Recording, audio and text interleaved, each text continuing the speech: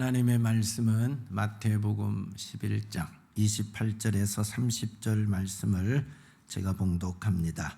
수고하고 무거운 짐진 자들아 다 내게로 오라. 내가 너희를 쉬게 하리라. 나는 마음이 온유하고 겸손하니 나의 멍에를 메고 내게 배우라. 그리하면 너희 마음이 쉼을 얻으리니 이는 내 멍에는 쉽고 내 짐은 가벼움이라 하시니라. 아멘. 할렐루야. 오늘 또 하나님의 말씀으로 통하여 여러분에게 참된 쉼이 있기를 축복합니다.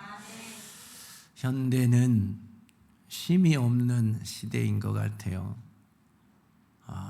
먹을 것도 많고 돈도 많고 무슨 문화 혜택도 많이 있지만 사람들 마음에는 참된 쉼을 찾지 못하고 왠지 불안하고 왠지 초조하고 왠지 안식하지 못하는 그런 모습으로 살아갑니다. 지식이 얼마나 풍성합니까? 매일매일 쏟아져 나오는 것이 새로운 지식들이고 인터넷에 나오는 정보들입니다. 정보화 시대에 정보에 취해서 살 만큼 그렇게 풍성한 정보를 가지고 살지만 안식이 없는 그런 시대. 교회는 나오는데, 교회는 다니는데, 예수를 믿는다고 말은 하는데 참된 쉼을 얻지 못하고 살아가는 사람들이 의외로 많습니다. 마음이 여전히 불안하고 마음이 여전히 편치 않게 살아가는 그런 교인들이 의외로 많다 하는 겁니다. 왜 그럴까요? 오늘 말씀대로 마음이 온유하지 못하고 마음이 겸손하지 못해서 그러지 않겠습니까?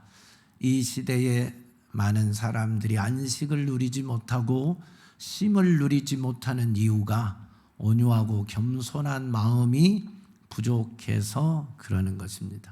내 마음이 온유하고 겸손하면 쉼을 얻게 됩니다. 주의 약속입니다. 할렐루야. 우리 주님은 마음이 온유하고 겸손하신 분입니다. 그래서 그 멍에를 메면 쉼을 얻으리라 하고 주께서 친히 말씀하셨기 때문에 마음이 온유하고 겸손한 자들에게는 참된 쉼과 안식이 있습니다. 그 축복을 누리는 여러분이 되기를 축원합니다. 수고하고 무거운 짐진 자들아 다 내게로 오라. 내가 너희를 쉬게 하리라고 약속해 주셨어요. 이 세상에 무거운 짐을 지고 가시는 여러분, 그 무거운 짐이 무엇이든 간에 주님 앞에 내려놓고 맡기면 주님이 주시는 참된 쉼이 있을 것입니다. 그 쉼으로 평안을 누리기를 축원합니다. 나는 마음이 온유하고 겸손하니 나의 멍에를 메고 내게 배우라. 그리하면 너희 마음이 쉼을 얻으리라 그랬습니다. 주님 앞에서 우리의 모든 것을 내려놓고 온유하고 겸손한 우리 주님의 마음을 회복하면 그 멍에를 메면 우리에게 참된 쉼이 있겠다고 약속하십니다. 오늘 마음이 온유하고 겸손한 자로 회복하셔서 참된 쉼과 안식을 누리는 우리 모든 성도들이 다 되시기를 주 예수 그리스도의 이름으로 축원합니다. 현대인들에게 가장 필요한 것 중에 하나가 참된 쉼 아니겠습니까? 참된 안식 아니겠습니까? 그 참된 안식은 어디에서 오느냐? 우리 주님으로부터 오는 겁니다. 누구에게 오느냐? 마음이 온유하고 겸손한 자에게 임하는 축복입니다. 우리 주님으로부터 그 온유하고 겸손한 자에게 베푸신 쉼과 안식이 우리 모든 성도들의 것이 되기를 예수 그리스도의 이름으로 축복합니다. 그러면 우리가 온유함과 겸손함을 회복을 해야 되지 않겠습니까? 온유가 뭘까요? 온유는 자신의 뜻을 굽히고 하나님의 뜻에 순종하는 것을 온유라 그렇게 말합니다. 인간은 누구나 자신의 생각이 있어요. 자신의 지식이 있어요. 자신의 계획이 있어요. 의지가 있어요. 고집이 있다 이 말이죠. 그런데 하나님이 말씀하면 내 생각도 내려놓고 내 지식도 내려놓고 내 방법도 내려놓고 내 고집도 내려놓고 주님의 뜻에 순종하는 그 모습을 온유하다라고 말합니다. 어떻게 여러분은 온유하십니까? 사람들은 겉모습은 참 온유한 사람이 의외로 많습니다. 예, 서울 사람일수록 온유해요. 사람들 앞에서는 얼마나 공손하게 상냥하게 예쁘게 말을 잘하는지 모릅니다. 시골 사람들은 별로 온유 안 해요. 겉모습만. 겉모습은 투박한 것 같습니다. 근데 도시 사람일수록 서울 사람일수록 겉모습은 상당히 온유하게 느껴집니다. 그러나 속은 똑같지 않습니다. 겉이 온유한 것 같다고 속도 온유하지는 않는다 이 말이에요. 겉은 네네 그렇지요, 네 그렇게 하셔야죠 하는데 속은 자기 생각대로 자기 고집대로 자기 뜻대로 일하는 사람들이 행동하는 사람들이 의외로 많아요. 하나님이 말씀하셔도 듣지 않아요. 내 고집대로 내 생각대로 내 지식대로 내 경험대로 밀어붙입니다. 그렇게 살아가는 사람이 의외로 많아요. 이런 사람들은 온유한 사람이 아닙니다. 내 것을 내려놓고 하나님의 말씀에 순종하는 삶이 온유한 겁니다. 하나님이 말씀한데도 내 생각 때문에 내 고집 때문에 내 지식 때문에 하나님의 말씀을 거부하고 내 뜻을 밀어붙이는 사람을 가리켜서 완고한 사람이라고 말합니다. 고집 센 사람이라고 말합니다. 목이 곧은 사람이라고 말합니다. 여러분 절대 완고한 사람이 되면 안 됩니다. 고집 센 사람이 되면 안 됩니다. 목이 곧은 자가 되면 안 됩니다. 쉼을 얻을 수 없어요. 내 생각대로 무슨 일을 하면 잘된 것 같고 성공한 것 같고 행복할 것 같은데 쉼이 없다니까요. 하나님의 말씀대로 행할 때 쉼을 주시는 그 하나님의 은혜가 임하는 겁니다. 안식을 주시는 하나님의 은혜가 임하는 거예요. 그래서 우리가 하나님의 말씀에 내 것을 내려놓은 만큼 그리고 순종한 만큼 안식과 쉼이 임하게 되는 겁니다. 야생마가 저 들판에서 막 뛰어다닙니다. 자유롭게 가고 싶은데 막 갑니다. 제동이 없이 다니잖아요. 그런 야생마를 잡아다가 조련사가 열심히 조련해서 그 고삐를 딱 잡고 타면은요, 그 조련사에 의해서 아주 부드럽게 움직입니다. 조련사가 가자는 대로 갑니다. 멈추라면 멈추고 뛰라면 뜁니다. 이렇게 조련사에 의해서 잘 훈련되어 순종하는 모습을 온유하다라고 말합니다. 여러분이 마치 야생마같이 길들여져 있을 수도 있어요. 여러분의 생각도 있고 여러분의 지식도 있고 여러분의 경험도 많고 여러분의 능력도 있고 꿈도 있고 다 있잖아요. 그럴 때 여러분의 생각대로 막 뛰어놀던 일하던 행동하던 사람을 누가 조련해요? 우리 하나님이 조련하시는 거예요. 성령 하나님이 여러 하나님의 말씀으로 성령의 뜻으로 탁 조련해서 성령의 뜻대로 이끌어가는 그런 사람, 성령의 뜻 앞에 순종하는 그 사람이 온유한 사람이에요. 다 그렇게 되어지기를 축원합니다. 그렇게 되어져야 돼요. 야생마가 준마가 되듯이 명마가 되듯이 우리 고집, 우리 생각대로 사는 자연스러운 내추럴한 인간이 성령의 사람으로 변화되어야 됩니다. 온유하고 겸손한 사람으로 변화되어야 됩니다. 하루아침에 안 돼요. 그러니까 하루아침에 안 되니까 훈련 또 훈련, 내 못난 것이 깎이고 내 못된 성격이 깎이고 부서지고 깨지는 훈련이 끊임없이 되어야 돼요. 야생마를 준마로 만드는데 시간이 얼마나 걸리겠어요? 얼마나 많은 조련사의 노고가 훈련이 수고가 땀방울이 숨어 있겠어요? 하나님 앞에서 내 자신이 온유하고 겸손한 자가 되기까지 얼마나 많은 눈물이 필요하겠어요? 얼마나 많은 땀방울과 실패의 아픔을 경험해야 되겠어요? 그걸 다 깨트리고 부술 때까지 그렇게 훈련되어서 온유한 자가 되시기 바랍니다. 그럴 때 하나님의 쉼이 온다니까요. 참된 쉼이 임한다니까요. 누구에게나 다 자기 생각, 자기 지식, 자기 고집이 있지요. 고집 없는 사람 어디 있어요? 소영이 고집 없는가? 있지. 어린 아이들도 고집이 있잖아요. 우리 하은이가 제일 어린데 하은이는 고집 없는 줄 아세요? 고집 있어요. 자기 거 막 움켜잡기도 하고 떼쓰기도 하고 그러잖아요. 아이들도 고집 있는데 그것을 하나님의 말씀이라는 그 어마어마한 명령 앞에, 뜻 앞에 내려놓을 줄 알 때 그 사람이 온유한 사람이라니까요. 우리 다 그렇게 되어야 됩니다. 그렇게 안 되면 목이 곧은 자가 되는 거예요. 그러니까 온유한 자가 되시기를 축원합니다. 여러분이 얼마나 온유한 사람인지, 순종한 만큼, 내 것을 내려놓는 만큼 온유한 사람인 것입니다. 온전한 온유한 사람이 다 되기를 축원합니다. 겸손이란 뭐냐? 몸을 숙이는 것이 겸손입니다. 마음을 낮추는 것이 겸손입니다. 다 아는 말 아닙니까? 헛된 영광을 버리고 자신을 낮추는 것입니다. 하나님이 나를 다스릴 때 그것에 대한 저항 없이 감사함으로 받아들이는 것이 겸손입니다.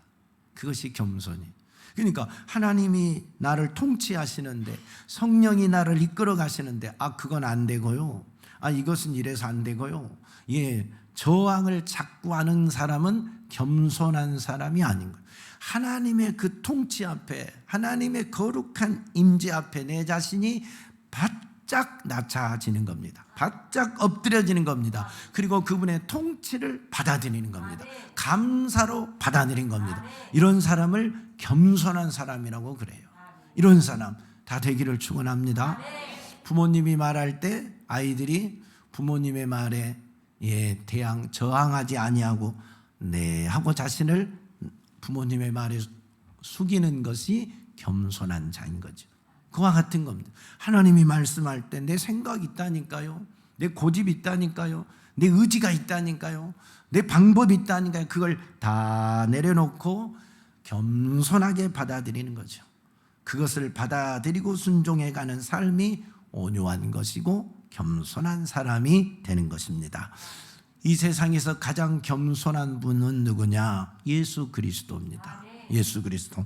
그는 근본 하나님의 본체시나 하나님과 동등됨을 취할 것으로 여기지 아니하시고 오히려 자기를 비워 종의 형체를 가지사 사람들과 같이 되셨고 사람의 모양으로 나타나사 자기를 낮추시고 죽기까지 복종하셨으니 곧 십자가에 죽으심이라 했어요. 예수님이 누구셔요? 하나님과 본체라니까요.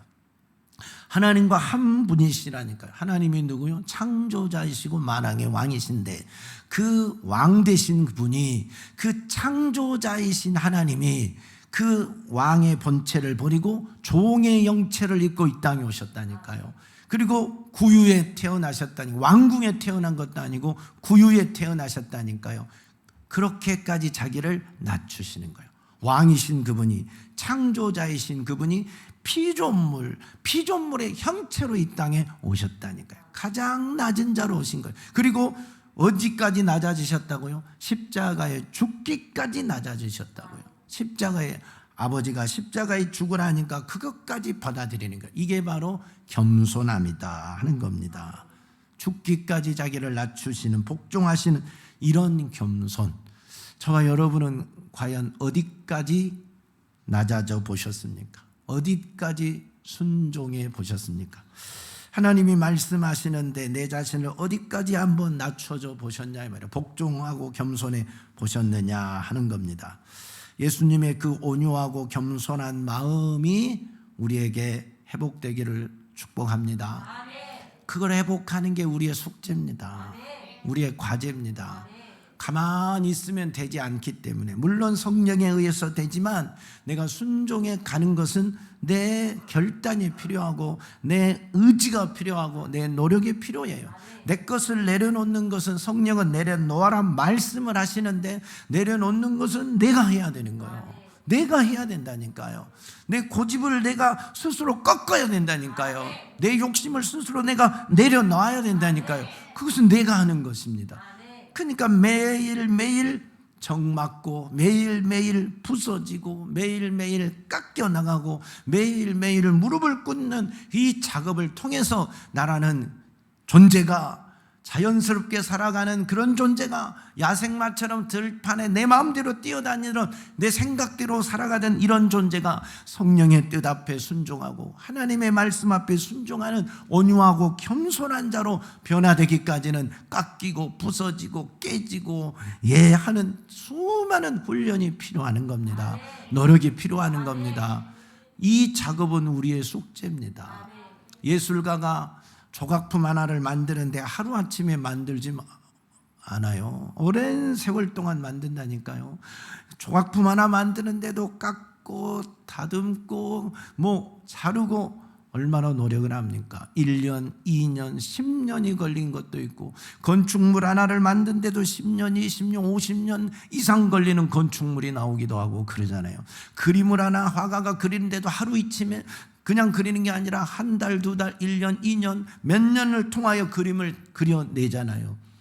예술품 하나도 이런 세월이 필요한데 우리 같은 하나님의 거룩한 형상을 입고 영원히 하나님과 함께 살 존재가 하나님의 그 거룩하신 마음, 온유하고 겸손한 마음을 회복하는데 하루아침에 뚝딱 되겠냐 이 말이에요.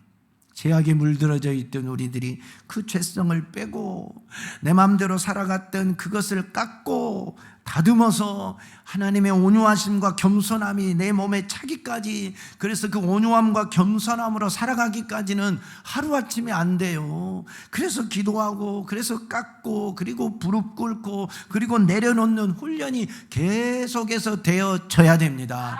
그래서 이제 내 말과 행동과 내 삶의 모습이 온유하고 겸손한 자의 모습으로 드러나야 돼요. 주님이 온유하고 겸손한 것처럼 우리도 그렇게 돼야지. 죽기까지 순종하신 것처럼 우리도 그렇게 돼야 된다 이 말입니다. 그럴 때 하나님께서 참된 안식을 줍니다. 참된 쉼을 줍니다. 이 세상에서 수많은 분주함과 바쁘고 고달프고 어려운 삶을 살지만 남들이 누리지 못하는 그 안식과 쉼을 얻고 살아가는 멋진 성도가 되어지는 거지요. 할렐루야. 온유하고 겸손한 자가 되어서 진정한 축복을 누리는, 참된 안식과 평안을 누리는 멋진 성도들이 다 되기를 축복합니다. 그렇게 만들어 갑시다. 우리 숙제 잘 풀어 가십시다. 할렐루야. 온유하고 겸손한 자에게 하나님이 어떤 축복을 주느냐? 하나님의 말씀을 들을 수 있는 축복입니다. 하나님이 누구에게 말하느냐? 성경은 말합니다. 내 영혼을 능히 구원할 바 마음에 심어진 말씀을 온유함으로 받으라. 온유한 자가 하나님의 말씀을 받을 수 있다 이 말이에요. 온유해야 하나님의 말씀을 받을 수 있다 이 말이에요. 온유한 자를 정의로 지도하시며 온유한 자에게 그의 도를 가르치시리로다. 온유한 자에게 하나님의 말씀을 하고 온유한 자에게 그의 도를 가르친다는 거예요. 왜? 온유하지 않으면 내 생각이 있잖아요. 내 지식이 있잖아요. 그러니까 안 받아들인다니까요. 거부한다니까요. 남들은 뭐라 그래도 나는 내 뜻대로 살 거야. 주님이 뭐라 그래도 나는 내 방식대로 살 거야. 이 사람은 온유한 사람이 아니고 목이 곧은 사람입니다. 그래서 말씀을 받아들이지를 않아요. 그러니까 변화될 수가 없다니까요. 그냥 하나님이 받아들이지 않는 자에게 무슨 말씀을 하겠어요? 내가 우리 수진이에게 수진아 이것 좀 해. 네 하면 또 시키고 또 말하는데 들은 척도 안 하면 쌩 까면 말하고 싶겠어요? 안 하지요. 안 한다니까. 누구나 그러잖아요. 하나님도 내가 말씀을 받아들이지 않으면, 내가 말씀을 듣지 않으면 안 해요. 나중에는 안 해요. 그래서 누가 말씀을 들을 수 있느냐? 하나님의 음성을 누가 들을 수 있느냐? 온유한 사람이, 겸손한 사람이 하나님의 말씀을 들을 수 있습니다. 하나님의 말씀을 들을 수 있다라는 것은 축복입니다. 엄청난 축복이죠. 아니, 이 창조주 하나님의 말씀, 구원자이신 하나님의 말씀을 내가 들을 수 있다. 진리가 내 안에 채워지는 건데, 영원한 지식이 내 안에 채워지는 건데, 그 말씀이 나를 살리고, 그 말씀이 나를 변화시키고, 그 말씀이 나를 고치고, 그 말씀이 나에게 영생을 주는데, 그 말씀을 내가 들을 수 있다는 것은 어마어마한 축복입니다. 온유하고 겸손한 자에게는 말씀이 들려지는 축복이 있습니다. 할렐루야. 그런데 나는 설교 시간에도 하나님의 말씀이 잘 안 들려요. 물론 목사님의 말은 들을 수 있죠. 귀가 열려서, 귀가 있어서. 근데 그 말씀이 하나도 깨달아지지를 않아요. 아멘이 안 돼요. 하나님의 말씀 앞에 내 자신이 굴복이 안 돼요. 하나님의 말씀이, 그 말씀이 나를 변화시킬 능력이 없어요. 회개가 안 돼요. 그러신 분들이 있죠. 하나님의 말씀이 은혜가 안 되고 잘 깨달아지지도 않고 그냥 이 길로 들어왔다 이 길로 나가버리는 이런 분들이 있죠. 왜 그럴까요? 마음이 온유하고 겸손함이 부족해서 그러는 거예요. 받아들이는, 수용하는 마음이 없어서 그러는 거예요.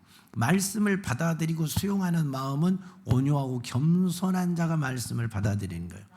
온유하지 않으면 말씀을 받아들이지 않아요. 마음에서 다 배척하고 다 내 것만 고집하는 거죠. 내 것만. 사랑하는 여러분이 온유하고 겸손하기를 축원합니다. 들을 수 있는, 말씀을 들을 수 있는 축복이 있기를 축원합니다. 여러분이 설교를 잘 듣는 편입니까? 아멘으로 잘 듣습니까? 온유하기 때문에 들리는 겁니다. 하나님의 말씀을 잘 듣고 회개하십니까? 고치려고 노력하십니까? 온유하기 때문에 나타나는 현상입니다. 하나님의 말씀을 여러분이 듣고 그 말씀에 순종하려고 노력하십니까? 온유하기 때문에 나타나는 현상입니다. 근데 이게 안 나타나는 현상들이 있잖아요. 말씀이 안 들린 사람, 회개가 잘 안 되는 사람, 그 말씀대로 살려고 노력이 안 되는 사람은 그만큼 지금 내 안에 내 것이 차 있다 이 말이야. 내 자신이 가지고 있는 그 의를 버리지 못하고 그 고집을 버리지 못해서 하나님의 진리의 말씀인데도 수용이 안 되는 거예요. 받아들이지 않는, 나를 고치고자 하는, 말씀으로 고치고자 하는 그게 없는 거예요. 그것은 곧 온유함이 부족하다 이 말이에요. 겸손함이 부족하다 이 말입니다. 여러분, 온유하고 겸손하면 말씀을 잘 듣게 되어 있습니다. 모세가 이스라엘 백성을 인도하는데 하나님은 누구하고 말씀해요? 백성들하고 말해요? 모세하고 말해요? 모세하고만 말해요. 백성들하고는 말을 안 해요. 왜요? 안 듣거든요. 왜요? 목이 곧은 백성이라, 완고한 백성이라 말을 해도 듣지를 않아. 반항만 해, 불평만 해, 도전하기만 해, 애굽으로 자꾸 돌아가겠다고 엉뚱한 소리만 해. 그러니까 해봐도 소용없어요. 그러니까 그들하고는 말을 안 해요. 근데 모세는 항상 말할 때마다 듣잖아요. 그러니까 모세하고 말하는 거예요. 모세는 온유한 사람이잖아요. 그러니까 모세하고 말하는 거예요. 말이 통하는 사람하고 하잖아요. 여러분도 부부관계 속에서도 대화가 안 통한 사람 있죠. 내가 차라리 뭐하고 말하고 말지 너하고는 못하겠다 하는 사람이 있죠. 그 사람 말을 받아들이지 않잖아요. 왜? 자기 생각이 있으니까. 네 생각은 나는 못 받아들이겠다 이 말이잖아요. 내 걸로 꽉 차 있으면 안 받아주잖아요. 온유함이 부족해서 그러는 거죠. 온유하면 내 것도 있지만 내려놓고 그 사람 걸 받아주는 게 온유함이잖아요. 우리가 온유함이 부족하면 그런 현상이 나오는 거예요. 여러분, 사사시대 이스라엘 백성들은 어떻게 살았어요? 암흑기로 살았는데 그들에게 뭐가 없다 그랬어요? 왕이 없어서 자기 소견에 옳은 대로 살았다 했어요. 이 왕이 누구라고요? 하나님이셔요. 자기 마음에 자기가 왕이요. 하나님이 왕이 아니라 내 자신의 생각이 왕이에요. 내 자신의 뜻이 왕이에요. 그러니까 자기 자신의 지식과 경험과 자기 자신의 생각이 왕이 돼서 자기가 하고 싶은 대로 사는 거예요. 자기 소견대로만 사는 거예요. 하나님이 통치해야 되는데, 하나님의 말씀이 그들을 이끌어가야 되는데, 하나님의 통치를 받아들이지 않고 하나님의 말씀을 받아들이지 아니하고 자기 하고 싶은 대로 자기 소견에 옳은 대로 그냥 살아가는 거예요. 그게 온유와 겸손이 없는 겁니다. 그러니까 쉼이 없는 거예요. 그들의 사사기의 삶은 쉼이 없고 안식이 없고 늘 고달픈 삶, 침략받는 삶, 가난한 삶, 병든 삶, 죽은 이웃 나라에 빼앗기는 삶, 이런 고통의 시간들만 보내는 거지요. 이게 자기 고집대로 사는 인생, 온유하고 겸손하지 못한 자의 삶이라 말하고 있습니다. 그래서 호세아 선지자를 통해서 하나님이 이스라엘 백성들에게 경고하는 게 뭐예요? 내 백성이 지식이 없어 망하는도다. 그래서 내 백성이 망하는 것은 하나님의 지식이 없어서 망한다는 거예요. 하나님의 말씀을 듣지 않으니까 하나님의 지식이 없는 거지요. 너가 지식을 버렸으니 나도 너를 버려 내 제사장이 되지 못하게 할 것이요 너가 내 하나님의 율법을 잊었으니 나도 내 자녀들을 잊어버리리라 라고 말씀하셨어요. 예, 또 호세아 선지자를 통해 이스라엘 백성들에게 외칩니다. 깨닫지 못하는 백성은 망하리로다 그랬어요. 말씀을 듣기는 들어도 깨닫지 못하는 백성은 망한다는 거예요. 하나님의 결국 말씀을 받아들이지 아니하는 백성은 망할 수밖에 없다는 거예요. 그래서 완고한 백성들은 항상 망했어요. 완고한 자들은 항상 하나님이 심판해 버렸어요. 말씀을 듣지 못하면 이렇게 완고해지고 깨닫지 못하고 망하는 자가 되는 겁니다. 사랑하는 여러분, 말씀을 좀 잘 들을 수 있는 온유한 자가 되십시오. 겸손한 자가 되십시오. 크게 복받는 게, 말씀을 들을 수 있는 게 축복이에요. 하나님이 나 같은 사람에게 말씀하신다. 대통령이 오늘 찾아와서 익산에서 재영이 혼자만 만나서 이야기하고 갔다. 재영이 집안의 영광이겠어 아니겠어? 기분이, 영광까지는 간두더라도 기분이 좋겠어 안 좋겠어? 좀 좋겠지? 한나라의 대통령이 그래도 재영이를 보기 위해서 익산까지 와서 재영이에게 이야기를 하고 간다. 무슨 이야기인지는 모르겠지만 좋은 이야기 하고 갈 거 아니에요. 얼마나 기분이 좋겠어요. 한나라의 대통령도 나를 찾아와서 나에게 이야기한다. 기분이 좋은데 만왕의 왕이시고 구원자이시고 생명 주신 그분이 나에게 말씀을 하신다. 축복입니다. 들을 수 있는 여러분이 되기를 축원합니다. 온유하고 겸손한 자에게 주시는 축복이 뭐냐? 구원입니다. 시편 76편 9절에 곧 하나님이 땅의 모든 온유한 자를 구원하시려고 심판하러 일어나신 때로다 그랬어요. 마태복음 5장 5절에는 온유한 자는 복이 있나니 그들이 땅을 기업으로 받을 것이며 그랬어요. 하나님이 누구를 구원하신다고요? 온유한 자를 구원하신대요. 하나님이 땅을 기업으로 준대. 누구에게 준다고요? 온유한 자에게 준대요. 여러분, 우리가 받을 땅이 어디예요? 우리가 기업으로 받을 땅이 어디요? 영등동이요? 강남이요? 아니에요. 우리가 영원히 받을 땅은 천국입니다. 하나님의 나라에서 받을 땅입니다. 그러니까 온유한 자가 천국을 기업으로 받는 겁니다. 온유한 자가 천국을 얻는 겁니다. 구원받는 거예요. 할렐루야. 하나님은 온유한 자를 구원하십니다. 온유한 자를 구원하러 오십니다. 온유한 자에게 땅을 기업으로 주십니다. 온유한 자가 복 있는 자지요. 온유하고 겸손한 자가 이렇게 복 있는 자라니까요. 수고하고 무거운 짐진 자들아 다 내게로 오라. 내가 너희를 쉬게 하리라. 온유하고 겸손한 자에게 쉼을 준다니까요. 어디에 참된 쉼이 있어요? 예수님 안에 쉼이 있잖아요. 예수님 품에 안길 때 영원한 쉼을 얻고 안식을 얻잖아요. 천국에서 우리가 영원한 쉼과 안식을 얻잖아요. 여러분이 만약에 지옥에 뚝 떨어졌어요. 뭐 육신의 생애가 끝났으니까 끝난 건가요? 아니잖아요. 그때부터 영원한 불 가운데 고통이잖아요. 무슨 안식이 있겠어요? 무슨 쉼이 있겠어요?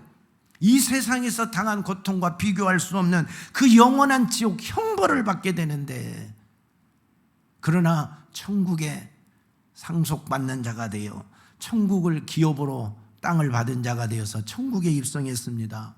얼마나 행복하겠습니까? 진정한 쉼은 그때 오는 겁니다. 이 세상에서 화오시게 했던 부자가 지옥불에 뚝 떨어졌습니다. 불 가운데서 고통할 때 그 소원이 뭐예요? 그 소원, 그 천국에 있는 나사로가 물 한 방울 찍어서 자기 혓바늘에 떨어뜨려 준 것이 소원이에요. 물 한 방울만 얻어먹었으면 소원이 없겠다 그러잖아요. 돈도 명예도 권력이 소원이 아니라 물 한 방울이 소원이라니까. 지옥에서는 물 한 방울이 그만큼 고통스럽다 이 말입니다. 그가 바라는 게 뭐예요? 그가 가장 부러워하는, 지옥불에서 고통당하고 있는 부자가 가장 부러운 게 뭐예요? 이 세상에 뭐 부자가 부러워요? 이 세상에 왕이 부러워요? 아니에요. 저 천국에 아브라함의 품에 안겨 있어서 안식하고 있는 참된 쉼을 누리고 있는 나사로가 최고 부러운 거예요. 할렐루야. 진짜 쉼은 천국에서 누리는 겁니다. 온유하고 겸손한 자에게 천국이 기업으로 주어지는 겁니다. 온유하고 겸손해야지요. 이거 얻으려고 얼마나 우리가 내 자신을 갈고 닦고 노력해야 되겠습니까? 얼마나 많이 회개하고 십자가의 사랑을 덧입어야 되겠습니까? 그래서 온유한 자가 되어야 되잖아요. 예수의 멍에를 매는 자가 온유한 자잖아요. 예수 그리스도와 함께 길을 갈 수 있는 자가 되어야 된다니까요. 그 온유한 자가 천국을 기업으로 얻게 되는 겁니다. 천국만 얻느냐? 아니요. 이 세상에서도 온유하고 겸손한 자는 부요함과 행복을 주겠다고 약속하셨습니다. 잠언서에 보면 여호와를 경외하는 것이 지혜의 훈계라 겸손은 종기의 길잡이라 그랬어요. 예, 또 사람의 마음의 교만은 멸망의 선봉이요 겸손은 종기의 길잡이라 그랬어요. 겸손이 뭐라고요? 종기의 길잡이래요. 종기의 길잡이. 종기함은 온유하고 겸손한 자가 누리는 겁니다. 아브라함과 그 조카 롯이 함께 살아서 이제 부자가 됐어요. 그 지역에서 함께 살 수가 없으니까 서로 이제 지역을 나눠서 살게 됩니다. 아브라함이 조카 롯에게 야, 너가 먼저 선택해라. 너가 우하면 나 좌할게. 너가 좌하면 나 우할게. 너가 원하는 대로 가라 하고 자기 조카 롯에게 모든 선택권을 주어서 원하는 대로 보냈습니다. 그리고 아브라함은 그가 선택하지 않는 별로 좋지 못한 땅을 그렇게 선택을 해서 거하기로 했습니다. 그리고 났을 때 하나님이 아브라함에게 찾아와서 말합니다. 아브라함에게 이르시되 너는 눈을 들어 너 있는 곳에서 북쪽과 남쪽 그리고 동쪽과 서쪽을 바라보라. 보이는 땅을 내가 너와 내 자손에게 주리니 영원히 이르리라 하고 하나님이 아브라함에게 찾아와서 부로 채우시고 은혜도 채워주시고 행복함도 채워주십니다. 이 세상에서도 여러분 부와 행복도 누구에게 찾아오느냐? 누가 어떤 이에게 하나님이 그런 복을 주시느냐? 온유하고 겸손한 자에게 그 복을 주십니다. 할렐루야. 온유하고 겸손한 자가 받는 축복입니다. 야고보 4장 6절에 말합니다. 하나님이 교만한 자를 물리치시고 겸손한 자에게 은혜를 주시느니라. 베드로전서에서 하나님은 교만한 자를 대적하시고 겸손한 자에게 은혜를 주시느니라 했습니다. 하나님은 어떤 사람에게 은혜를 주신다고요? 겸손한 사람에게. 온유하고 겸손한 사람에게 이 세상에서도 은혜를 준다니까요. 이 세상의 부요함과 이 세상의 행복도 온유하고 겸손한 자에게 베풀어 주시는 하나님의 축복입니다. 하나님이 주시는 축복은 온유하고 겸손한 자에게 임한다는 겁니다. 그러니까 우리가 온유하고 겸손한 자가 되어야지요. 그래서 이 축복을 받아야지요. 받기를 축원합니다. 하나님이 온유하고 겸손한 자를 높여주신다고 하셨어요.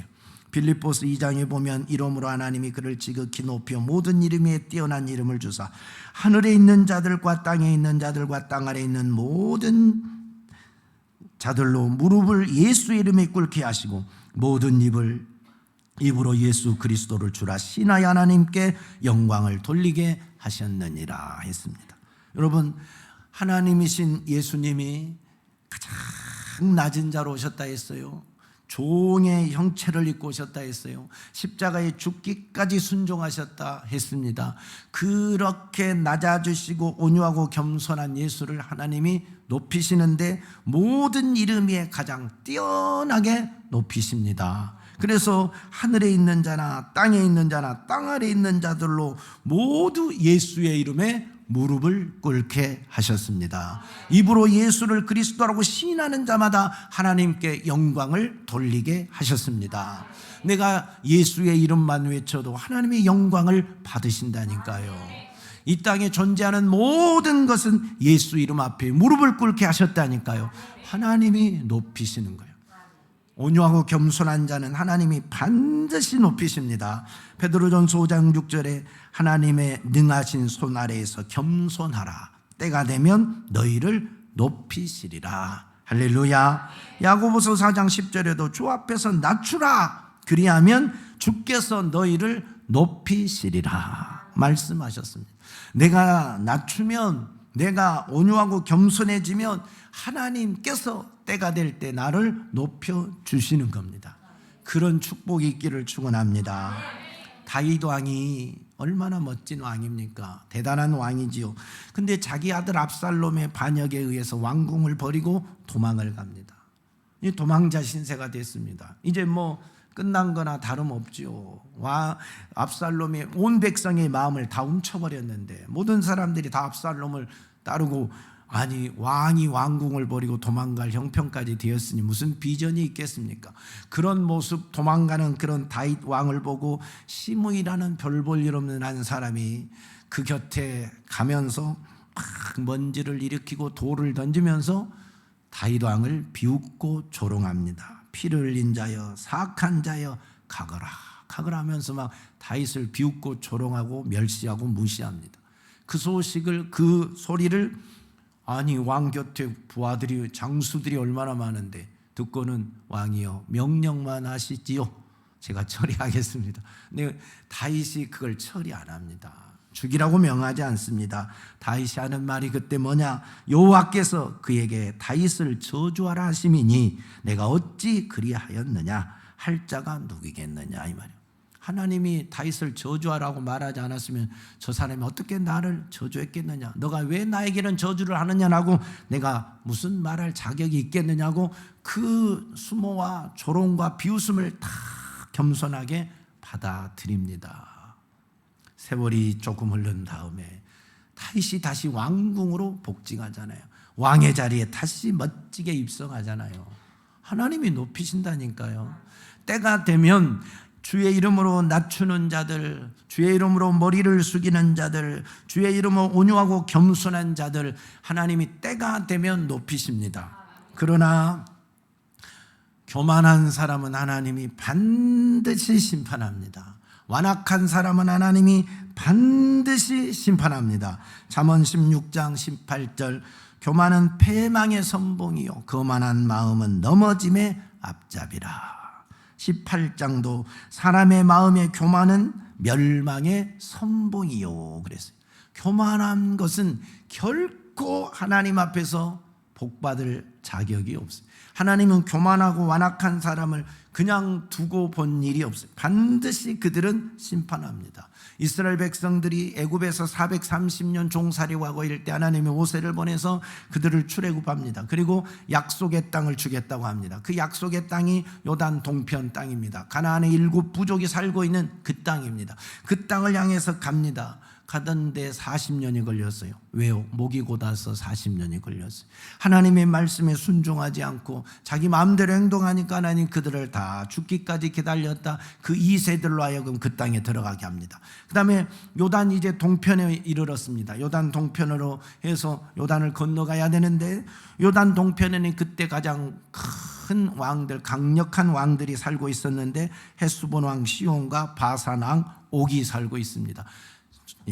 사신을 보내서 우리가 이 땅을 지나가겠다, 지나갈 수 있도록 길만 열어달라고, 물이 필요하면 사 먹겠다, 곡식이 필요하면 당신들에게 돈 주고 사 먹을 테니까 우리에게 길만 내어다오라고 사신을 보냈지만 헤스본 왕 시온과 바산 왕 옥이 거절합니다. 그리고 군대로 그들의 앞길을, 이스라엘 백성들의 앞길을 막습니다.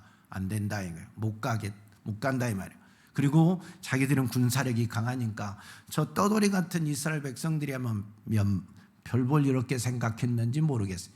그러나 이스라엘 백성에게는 하나님이 함께 계셨잖아요. 전쟁을 선포하고 전쟁이 하는데 하나님이 헤스본 왕 시온과 바산 왕 옥에 뭘 어떻게 하셨더라? 완고하게 하셨더라. 성경은 그들을 완고하게 하셔서 하나님이 그들을 심판해 버립니다. 그리고 그들의 땅을 전쟁을 통하여 승리하게 하셔서 이스라엘 백성들의 기업으로 줍니다. 원래는 그 땅이 하나님이 약속한 기업이 아니에요. 약속의 땅이 아니에요. 덤으로 주는 거예요. 바산왕 시온과 헤스본 왕 시온과 바산왕 옥이 완고해서, 완고함 때문에 하나님의 심판을 받고 자기도 죽고 나라도 뺏기고 만 것입니다. 이게 교만한 자, 이게 완고한 자의 결과물입니다. 애굽왕 바로가 완고해서, 완악하고 완고해서 하나님이 심판해 버립니다. 10가지 재앙으로 심판해 버립니다. 완악하고 완고하고 교만한 사람은 하나님 앞에 살아남을 방법이 없어요. 살아남을 방법. 그래서 패망의 선봉이라고 말하는 겁니다. 저와 여러분이 하나님께 복받는 비결은 내 스스로 높아지면 복받을 비결이 없어요. 방법이 없어요. 그건 멸망의 선봉이고 넘어짐의 앞잡이 노릇밖에 못합니다. 나를 낮추고 겸손하고 온유한 자가 하나님이 반드시 그에게 복을 줍니다. 온유하고 겸손한 자에게 복을 준다.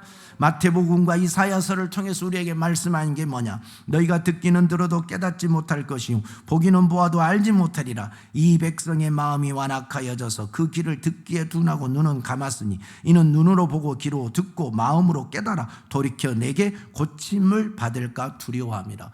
하나님의 말씀을 듣고 고침받을까 두려워서 하나님의 말씀도 듣지 않아요.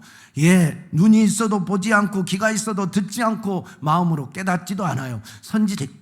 선지자가 외쳐도 그 말씀을 받아들이지 않아요. 고침받을까 봐서 마음을 완악하게 완고하게 해서 하나님의 말씀을 철저하게 배척합니다. 듣지 않아요. 그런 결과가 뭐요? 심판입니다. 그 결과가 뭐요? 망하는 겁니다. 그러니까 저와 여러분이 하나님의 말씀을 안 듣고 내 스스로 내 자신의 고집을 피우면, 이 마음이 굳어지면 굳어진 만큼 어느 날 심판이 맙니다. 굳어지도록 하나님이 더 이상 나의 마음을 부서뜨리지 않으면, 깨트려주지 않으면 마지막 다 굳어지면 결국 심판이에요. 결국 심판이라니. 그러니까 여러분, 우리는 내 마음이 굳어지지 않도록, 완고해지지 않도록 자꾸 하나님의 말씀을 들어야 돼요. 그리고 그 말씀으로 내 굳어진 마음을 깨부숴야 돼요. 깎아내야 돼요. 내 마음을 부수고 깨트리고 깎고 낮추고 해서 하나님의 은혜가 임하도록 해야 됩니다. 굳어져서 하나님의 말씀이 더 이상 들리지 않아서 내 생각으로 굳어지고 내 고집으로 굳어지고 내 걸로 굳어져서 완고함이 꽉 차면 마지막은 심판밖에 없다니까요. 그런 존재가 되면 안 됩니다. 내 것이 부서져야 돼요. 내 것이 깨져야 돼요. 그리고 하나님 것이 내 안에 꽉 차야 돼. 하나님의 온유함과 겸손함으로 내 마음이 옥토가 돼서 하나님이 말씀할 때마다 다 받아들여야 돼요. 아멘 아멘 하고 받아들이고 나를 변화시켜서 하나님의 뜻에 따르는 자가 될 때 이 놀라운 축복, 그 온유하고 겸손한 자가 누리는 축복이 임하는 겁니다. 모세는 온유한 사람입니다. 이 사람 모세는 온유함이 지면의 모든 사람보다 더하더라 했어요. 그래서 하나님이 이스라엘이 영도자로 쓰는 겁니다. 하나님이 대면한 자로 쓰는 겁니다. 저와 여러분이 이 세상의 모든 사람보다 온유한 사람이 되면, 겸손한 사람이 되면 하나님은 여러분에게 말씀하실 겁니다. 여러분을 통하여 일하실 겁니다. 여러분에게 복을 주실 겁니다. 영원한 천국을 상속해 주실 겁니다. 온유한 자는 땅을 기업으로 받는 축복이 있습니다. 그 놀라운 축복이 저와 여러분의 것이 되기를 축원합니다. 축복합니다. 온유하고 겸손한 자가 됩시다. 할렐루야. 하나님 감사합니다. 온유하고 겸손한 자는 하나님이 말씀하십니다. 땅을 기업으로, 영원한 천국을 기업으로 받습니다. 이 세상에서도 행복하고 부하고 존귀하고 높여짐을 받습니다. 이 축복을 누릴 줄 아는, 받을 수 있는 우리 성도들이 되게 하여 주시옵소서. 우리가 굳어지지 않기를 원합니다. 내 생각, 내 고집, 내 욕심으로 굳어져서 완고한 자가 되고 교만한 자가 되어 심판받는 자가 되지 않게 하시옵소서. 내 것을 부서뜨리고 깨트리고 내 것을 내려놓고 우리 주님의 것을 받아들이는 자가 되어 온유하고 겸손한 자가 되고, 온유하고 겸손한 자가 누리는 영광과 축복의 주인공들이 다 되게 하여 주시옵소서. 예수님 이름으로 기도하옵나이다. 아멘.